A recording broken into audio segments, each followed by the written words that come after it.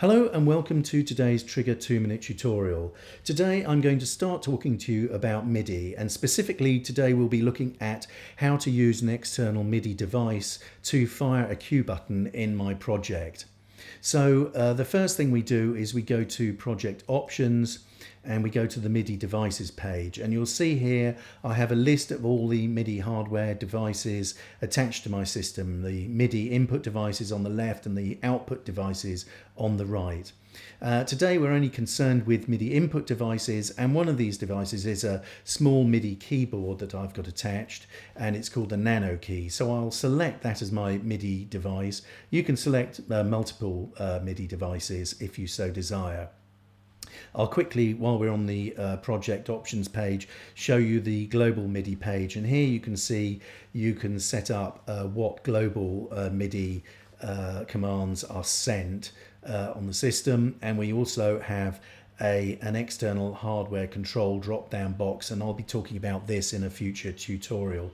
But for now we'll click done to that, and then we'll go to the cue button that we want to associate a MIDI note with. We'll open up the button properties form for that and go to the MIDI page. Now on the MIDI page you'll see that we have two tabs for MIDI receive or MIDI input and two tabs for MIDI output, and the tabs for MIDI transmit or MIDI output are not enabled at the moment because, if you remember, we didn't actually select any MIDI output hardware device. If we had, then this would have been enabled as well.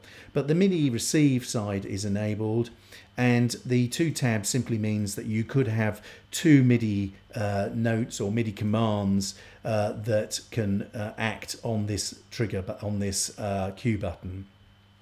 So the simplest way to set up MIDI, we can dial in the details manually, or we can simply click on Learn MIDI and hit the key on our external keyboard, and you'll see it's detected the note, and it's by default selected it to be note on, though we could use note off if we so desired.